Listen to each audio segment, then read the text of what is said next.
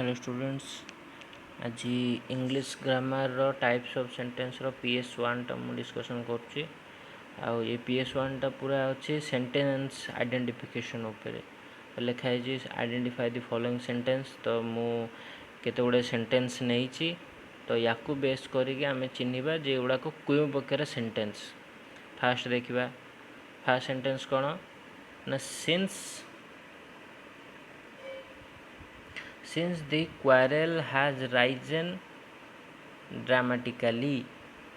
तो यहाँ कौन फास्ट मु कौन रूल करती ना फाइंड कंजक्शन। देख एठी तुम मैंने कह सार जो सिंस लगी ये गोटे प्रकार कंजक्शन, किंतु सिंस खाली कंजक्शन नुहे, सिंस कंजक्शन भी आउ प्रिपोजिशन भी। तो केमिति जानिबा कंजक्शन आ प्रिपोजिशन। कंजक्शन जदि कथा आसिला माने निश्चय मोर देन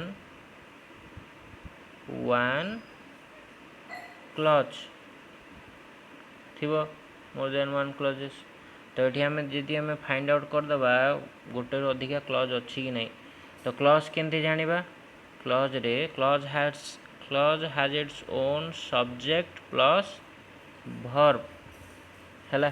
तो देखिबा सब्जेक्ट कौन क्वारेल माने कौन, क्वारेल माने हैला झगड़ा, ठीक अछि। क्वारेल माने झगड़ा फाइटिंग करबा। क्वारेल हैज राइजन ये हूँ मोर वर्ब ग्रुप। तो हैज राइजन माने हैज पाखे राइज रोज राइजन। तो V3 बसला माने सेंटेंसटा हमर कौन अच्छी प्रेजेंट परफेक्ट सेंटेंस रे अच्छी।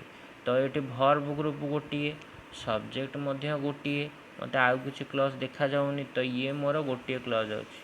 तो गोटे क्लज थिले एटा को प्रकार वाक्य ये हूँ गोटे क्लज थिले हमर को प्रकार वाक्य ये गोटे क्लज था ये को प्रकार वाक्य ये हूँ सिंपल सेंटेंस। सिंपल सेंटेंस मु कौन कही ना मोर गोटे ही वन MC। तो मेन क्लज था जहाँ था गोटे क्लज विषय जब कथा आसला माने ये आमर सिंपल सेंटेंस हम। तो कौन प्रकार सिंपल सेंटेंस भी देखनी एठी नॉर्मल तुमर द क्वारेल हैज राइजन एटी कौन सी लास्ट को फुल स्टॉप अच्छी। तुमर क्वेश्चन मार्क थे इंटरोगेटिव क्वेश्चन मार्क नहीं। तुमर एक्सक्लेमेशन थे एक्सक्लेमेटरी एक्सक्लेमेशन नहीं। आउ बाकी दुटा रहा डिक्लेरेटिव आउ इम्परेटिव। इम्परेटिव रे कौन सी प्रकार आदेश, कौन सी प्रकार अनुरोध, कौन सी प्रकार सजेशन निर्देशर थाए एठी कौन सी प्रकार से भाया सेन्स प्रकाश होनी। तो ये हो गला डिक्लेरेटिव। ठीक अच्छे क्लीयर है जिनस कौ भाया कौ फॉर्म सेंटेंस आउ क्यों भाया सेंटेंस केतेटा क्लज अच्छी केमती क्लज आइडेंटिफिकेशन केमती है। तब नेक्स्ट को जीवा it is 3 times as large as it was in 1960। तो सी कहला यह 3 गुण अटे कहा ठारू आज लार्ज आज यह 3 गुण बड़ जेतिकी बड़ 1960 थिला। तो ये कौन कौ जिनस बड़ विषय कथा नहीं मनकर कौन सी इनसीडेंट विषय कि कौन से एक्सीडेंट विषय कथा हवा। एक्सीडेंट सी कहला एक्सीडेंट मनकर इट जगह रहा एक्सीडेंट इट हूँ मोर गोटे प्रोनाउन। तो इट जगह मोर गोटे एक्सीडेंट रहा एक्सीडेंटा 3 गुण बड़ ना कहार 3 गुण ना 1960 जो भाया एक्सीडेंट होता कि जो भाया नेचुरल कैलामिटी होता ताठू बड़ा। तेणुक आज लार्ज आज ये मुझी ये कौन कोऑर्डिनेटिंग कंजक्शन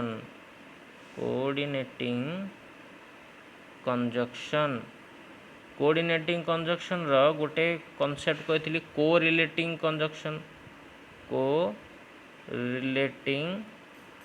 कंजक्शन जोठी आमर कौन हुए ना दीटा सेंटेंस को से रिलेट करथिबो। एठी देखो दीटा सेंटेंस रे मोर वर्ब होची एठी होची इज एठी होची वाज एठी सब्जेक्ट अछि इट एठी सब्जेक्ट अछि इट।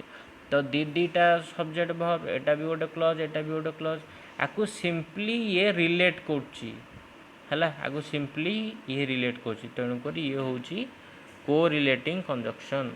तो कोरिलेटिंग कंजक्शन गोटे प्रकार कोऑर्डिनेटिंग कंजक्शन मध्य। तो कोऑर्डिनेटिंग कंजक्शन थिले मु कोन कहइतली फास्ट क्लज आम कोन कंजक्शन आइडेंटिफाई करबा तो ये होछि मोर conjunction.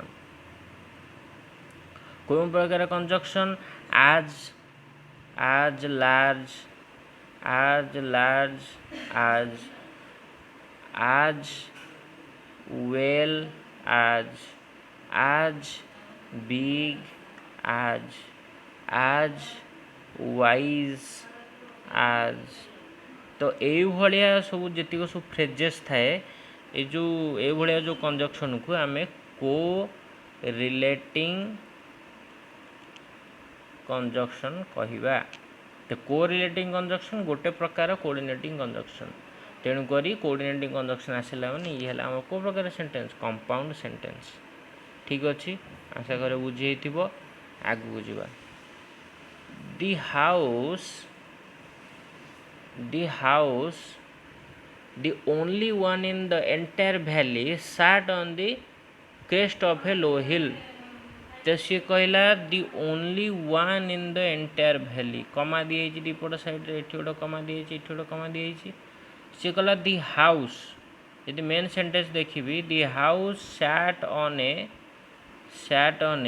Low hill on the crest of a low hill. The house sat on A the house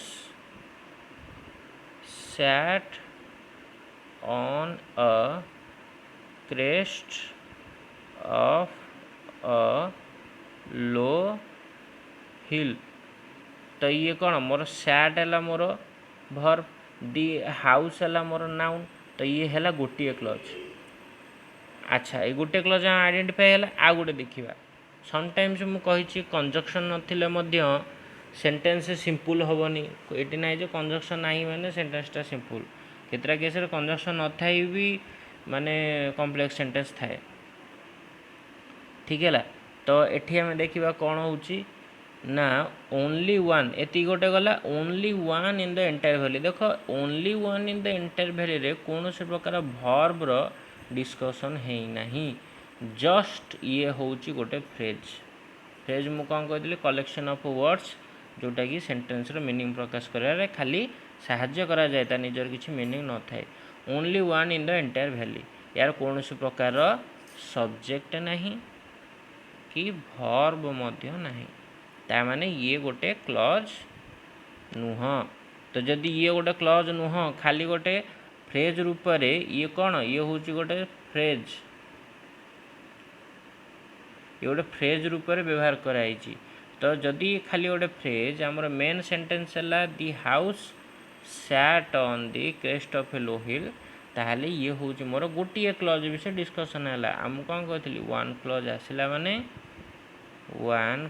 आसला माने सिंपल सेंटेंस बुझेला। नेक्स्ट जीवा from this height one would C the river and the field of the ripe corn dotted with flowers that always promised a good harvest। तो ये fast है conjunction identify करिया conjunction कौन कौन अच्छी and गोटे that गोटे आमर and होची फैन बॉयज कौन कही कोऑर्डिनेटिंग कंजक्शन से ए है मोर and। तो and होची मोर गोटे कोऑर्डिनेटिंग कंजक्शन कौन कोऑर्डिनेटिंग कंजक्शन। तो कोऑर्डिनेटिंग कंजक्शन किंतु एटी आ गोटे देखा दैट तो दीटा कोऑर्डिनेटिंग कंजक्शन तो गोटे सेंटेंस माने गोटे कोऑर्डिनेटिंग गोटे माने सबऑर्डिनेटिंग कंजक्शन रही परिबे नाही। तो दैट होची मोर सबऑर्डिनेट कंजक्शन जोटा कि एडवर्ब जो आमर हाँ तो आमर सबऑर्डिनेटिंग कंजक्शन ऑफ पर्पज किंबा रीजन रे मध्य कि रिजल्ट रे मध्य व्यवहार करा जाए। ठीक अच्छे तो एठी देखिबा एंड व्यवहार कौ भली भाबरे हेछि। तो एंड देख from this side one would see एई भली उच्चतारू जस्ट ए फ्रेज हैला वन हैला मोर सब्जेक्ट वुड सी हैला मोर VG verb group the river and the field. तो ये कंजक्शन जस्ट दीटा फ्रेज को जॉइन करछि the river and the field of ripe corn. The river हूँ गोटे फ्रेज जोटा कि रिवर आर्टिकल मिसिकी होइछि। दी फील्ड ऑफ राइपकॉर्न है मक्का जो पाचला मकार खेत ए दीटा जिनस को सी देखिपे। तो ये दीटा फ्रेज को जॉइन कला कंजक्शन। तो ये सेंटेंस जॉइन रो कि क्लॉज जॉइन रो काम ये एंड करी नाही। तो करिछि किए तो करिछि किए ना दैट करछि दैट ऑलवेज प्रॉमिस्ड पुणी आसिला प्रॉमिस्ड हला वर्ब। तो दीटा वर्ब एठी गोटे वर्ब रहिला एठी गोटे वर्ब रहिला ठीक अछि। तो एटा ए जिनस होउछि कथा दीटा वर्ब रहिला दीटा क्लॉज आसिला टू क्लॉजेस। एबे दीटा को क्लॉज कहा द्वारा जॉइंट हेछि दैट द्वारा जॉइंट हेछि। क्लॉज जॉइंट करियार काम दैट करछि एंड करी नाही ठीक अछि। एंड खाली दी रिवर आउ दी फील्ड ऑफ राइपकॉर्न को जॉइन करछि। तो एटी क्लॉज जॉइन करे काम होछि दैट। तो दैट हमरो कोऑर्डिनेटिंग कंजक्शन नो। तो ये हे गला हमरो गोटे कॉम्प्लेक्स सेंटेंस हला। The older boys were working in the field while the smaller ones were playing in their house। तो सी कहते ओल्डर बॉयज तो जीतिक सबू माने वयस्क बालक गुड़ाक सब फील्ड रे काम करते बेले कि अन्य छोट पिला गुड़ाक घर पाखे खेलुंट। तो दीटा सेंटेंस ये आमर है दीटा सेंटेंस है ये आमर कंजक्शन नाही ये आमर व्हाइल प्रोनाउन यूज होइछि। कोरिलेटिंग कंजक्शन एठी किछि नाही जॉइन कला भलिया एठी व्हाइल यूज होइछि माने एठी व्हाइल टा डिपेंडेंसी ना the older boys were working in the field जेते बेले कि स्मॉलर वन माने घर पाखे खेलुतले। तो यही जो व्हाइल लगे कि जोटा आसिला ये कौन व्हाइलटा आमर कोऑर्डिनेटिंग सॉरी व्हाइलटा आमर ये प्रोनाउन नुह व्हाइलटा आमर ये कंजक्शन रूपे व्यवहार होइछि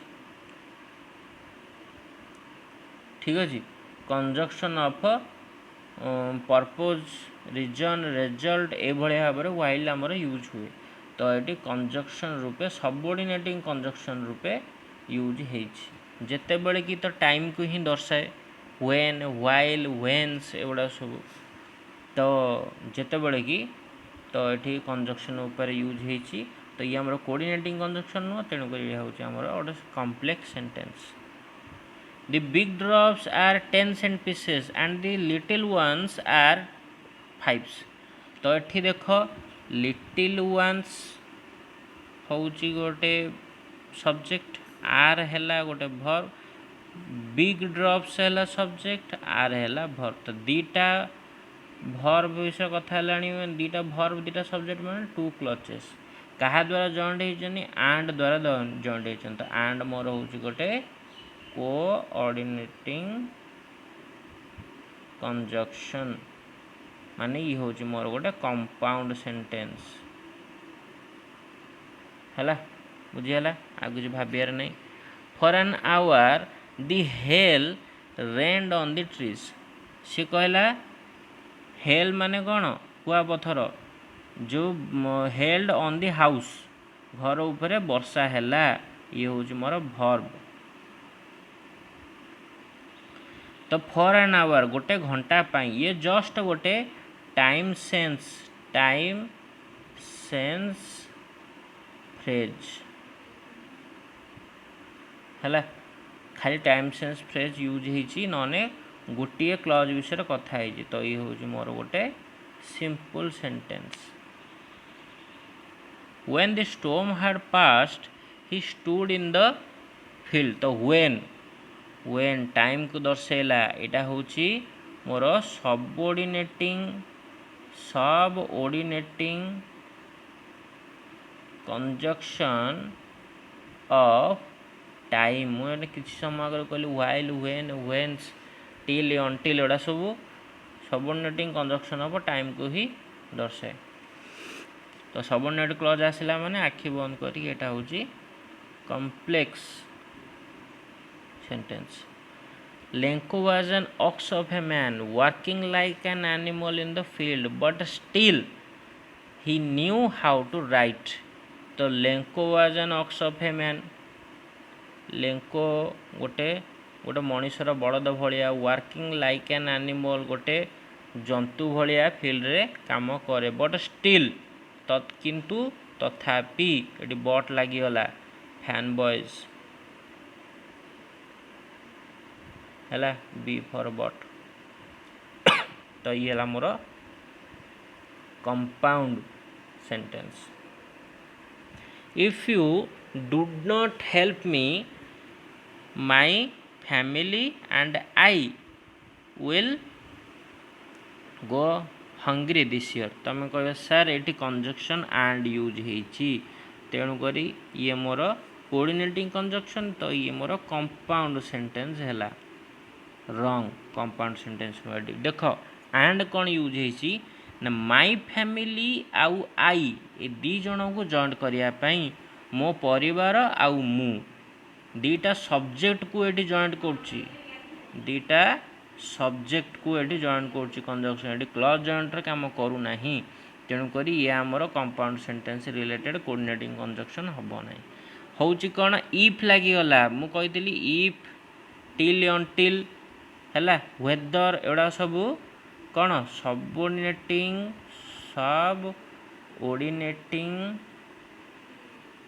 कंजक्शन ऑफ कंडीशन को दर्शेब। तो इफ लगिला माने जदि तमें मते साहाय्य न कर तेबे मो फैमिली आउ मु कौन गोटे ए वर्षटा जीवु। तो आमर मो फैमिली आ मु ए वर्षटा भोकिलार जीवार कंडीशन कौन जदि तुम साहाय्य न कर। तो यहाँ हूँ मोर कंडीशन। तो कंडीशन आसला माने सबऑर्डिनेट क्लॉज माने यहाँ हूँ गोटे complex sentence. It was the postmaster who handed the letter to him। एट देखो हु हैंडेड ये हूँ जड़े इट वाज द पोस्टमास्टर यह होती जड़े पोस्टमास्टर जी कि लेटरटा तांको हैंडेड कले। तो किए लेटरटा हैंडेड कले पोस्टमास्टर। तो ये हूँ मोर नाउन क्लॉज। तो आम जाचे नाउन क्लॉज हूँ आमर गोटे सबऑर्डिनेट क्लॉज। आमर सबऑर्डिनेट क्लॉज केते प्रकार गोटे नाउन क्लॉज, गोटे रिलेटिव क्लॉज आ गोटे एडवर्ब क्लॉज। ये सब हूँ आमर सबऑर्डिनेटिंग कंजक्शन। सबऑर्डिनेटिंग कंजक्शन आसला माने ये हूँ आमर कॉम्प्लेक्स सेंटेंस। बुझीगला बहुत सिंपल थिला डिस्कशन। आशा कर समस्त बुझा पड़थिबो। जदि किसी न बुझा पड़ला तेल मते डायरेक्टली आपण क्वेरी सेंड करि परिबे। Thank you.